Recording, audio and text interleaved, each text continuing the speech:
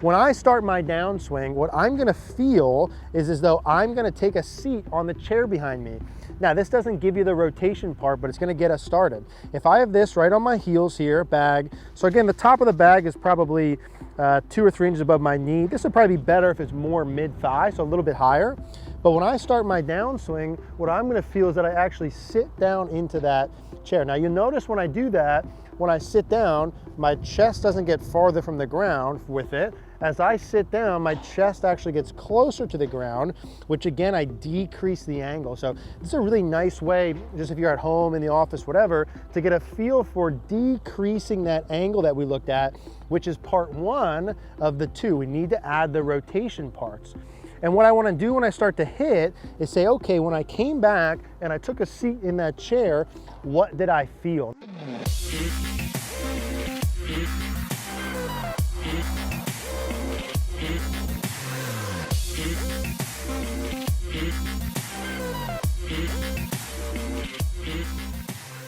All right, guys, a couple quick announcements here before we get started. Number 1, on Monday, May 18th, we are gonna start our rapid fire golf again. That's a live Q&A with you and I here on YouTube every Monday at 5 p.m. Eastern Standard Time. Again, starting Monday, May 18th, we'll start with that back up.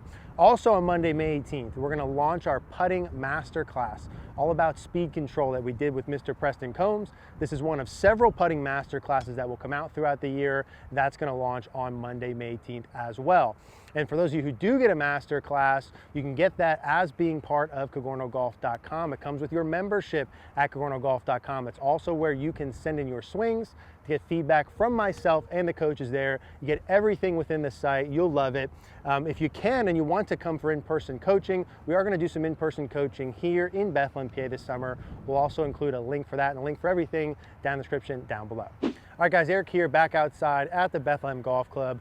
And what I want to talk about in today's video is how to transition. So how to go from the top of the backswing or to the backswing to the downswing. And really what I want to talk about is how to create a powerful transition move. Now, if you've been watching over past couple weeks and months, we've done several videos with Milo and Mike Malaska about how to pivot and generate a powerful pivot that's body driven during your downswing, and you can watch those videos and there's several drills. But in today's video, I want to talk about a little bit of a different way to do a lot of the same pieces. And this is a drill that I've seen before and I saw from Mike Malaska, which is actually learning how to sit to start the downswing. So before we dive in, I just want to show you a couple clips of some players doing this, and then we'll go ahead and dig in. Okay, so let's take a look here at Tommy Fleetwood, and we have him up at the top of the backswing here already. And what we're going to focus in on in transition and starting the downswing is the pelvis or hip motion. So the first thing we'll look at here is the belt buckle. I'm just going to draw a simple line here across.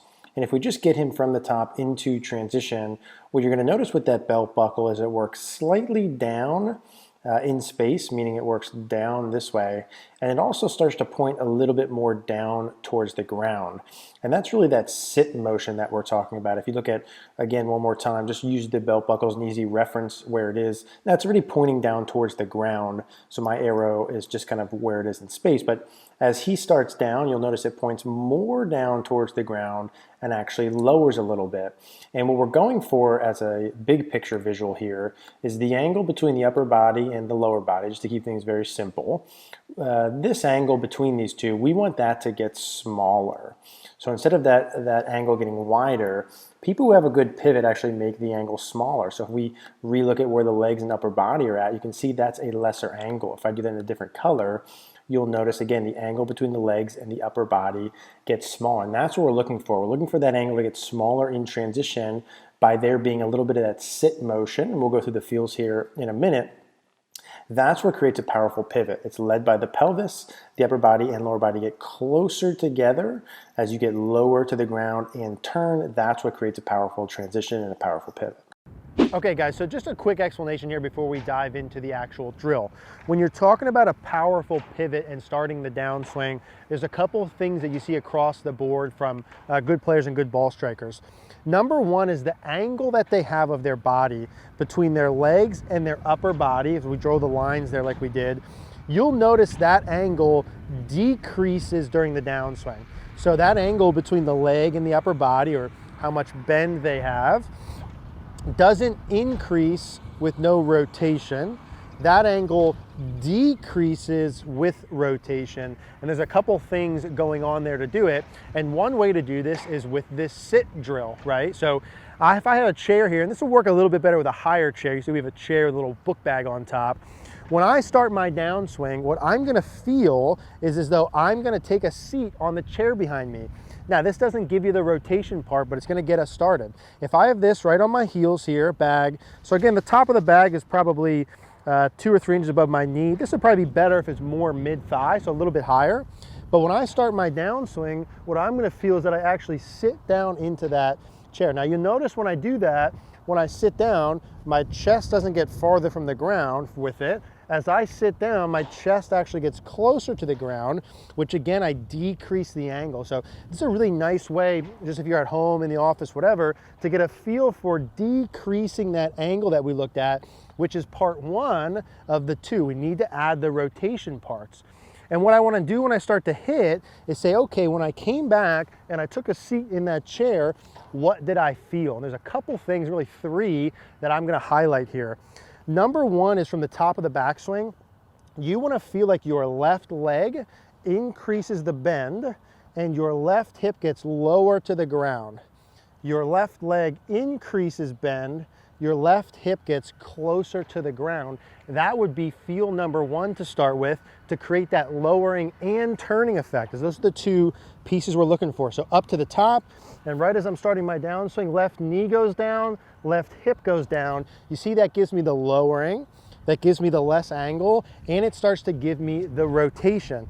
That would be feel number 1, and I would start to feel that right from the top. Left knee and left hip go down and around to start my downswing. And that would be the first feel that you can use to create a powerful pivot. The second feel, which is more direct to the sitting, would be from the top. What I feel like is my butt is a certain distance from the ground. And I'm gonna feel like my butt gets closer to the ground as I turn than it was before. So I'm just making up numbers here, but let's say my butt, the back of my butt here, is 3 feet from the ground. I'm gonna feel like it's 2.5 feet as I'm turning. So I'm getting my butt to go down and my butt to feel like it's facing towards you, towards the camera more. This would be feel number 2 to create a powerful pivot that's driven by the pelvis. So butt goes down and the back of my butt faces towards you. That would be the second feel we can use to start to create a powerful pivot. And as I'm working in here, right, again, because there's going to be multiple ways to do this. Feel number 1, left knee, left hip goes down. Feel number 2 for me could be that my butt goes down and faces towards the camera.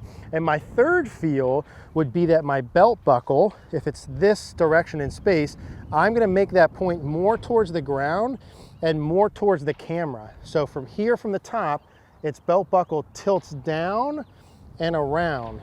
Belt buckle tilts down and around, and that's really good for anyone who's used to doing this pelvis in, no rotation look. So feel number 3, belt buckle goes down, points down, doesn't point up, points down and works around. That would be feel number 3. Let's go ahead and do one of those. Belt buckle down and around. And that's probably the one that I personally like the best. So that's 3 different feels to create a powerful pivot. All these things in this chair drill, and you can do some of these, put this behind you, come back, do 1 or 2 of the feels, do 1 or 2, and then hop in and then hit a ball. That would be a really effective way to do it.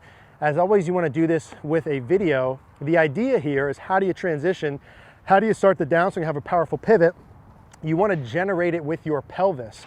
3 of those feels, any one of those 3 could work. You have to record, see what it does to your ball flight pattern, but pretty much across the board, a better pivot means better ball striking, more speed, more distance, better club face control, etc. So if you guys have any questions, as always, on this, leave a comment down below. Hey guys, thanks for watching today's video. If you like the video, do us a favor, click the like button down below, it really helps us out. Click that notification bell. Also, please subscribe. Another reminder, every Monday, 5 p.m. Eastern Standard Time, we are live here on YouTube for Rapid Fire Golf. Starting this upcoming Monday, May 18th, we'll be back, and then every Monday after that. Hope to see you there.